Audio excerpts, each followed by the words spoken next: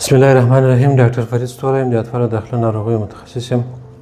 نو نن یو موضوع ده چې هغه عبارت له ژیړي څخه ده، د ژیړي رامنځته کېدل په نوي زېږېدلو ماشومانو کې.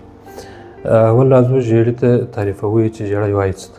وایي کله چې د ماشوم په پوستکي کې او یا هم په سترګو کې ژړواله رامنځته سي، دې حالت ته ژړی ویل کېږي. دا خپله په دوه ډوله ده په نوي زېږېدلو ماشومانو کې، چې فیزیولوژیک ژړی ده چې دې ته په اصطلاح باندې نارمل ژړی هم ویل کېږي، او بل هم پاتالوژیک یا مرضي ژړی ده.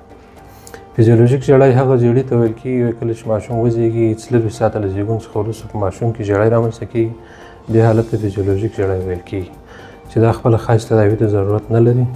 خو بیا هم که چېرته د بلوروبین سویه په وینه کې لوړه سوې وله، بیا کېدای شي تداوي ورته اجرا شي. بل هم پاتالوژیک ژړی ده. پاتالوژیک ژړی هغه ته ویل کېږي وایي کله چې ماشوم وزېږي په اول 40 ساعته کې په ماشوم کې ژړی رامنځته شي، چې په دې حالت کې په بېساري شکل سره د بلوروبین سویه په وینه کې لوړېږي، چې دا بیا په اشد شکل سره تداوي ته ضرورت لري. لاملونه د دې ناروغۍ د پاتالوژیک ژیړي البته مختلف دي. کېدای شي د مور او د ماشوم د وینې عدم توافق، یعنې کېدای شي په مور کې د وینې ګروپ منفي، په ماشوم کې مثبت، دغه لامل ده. کېدای شي د G6PD ډیفیشنسي د انزایم کمبود موجود وي، او یا هم انتانات کېدای شي موجود وي، ځینې د ځیګر ناروغۍ دي کېدای شي. دغه لاملونه دي. درملنه د دې ناروغۍ لکه څنګه چې مخکې ذکر شول چې د فیزیولوژیک جانډیس خپله خاص درملنې ته ضرورت نه لري، خو بیا هم کېدای شي که د ژیړي سویه یا هم چې موږ په طبي اصطلاح کې ورته وایو چې د بلوروبین سویه په وینه کې ډېره لوړه وله، بیا تداوي ته ضرورت لري، او که نه و تداوي ته خاص ضرورت نه لري. چې دا په مچور ماشومانو کې 1 تر 2 ورځې پورې دوام کوي، او هغه ماشومان چې مخکې له وخته زېږېدلي وي یا پرې مچور وي، هغه کېدای شي 2 تر 3 هفتې پورې وخت ونه شي، بېرته بیا خپله ښه کېږي.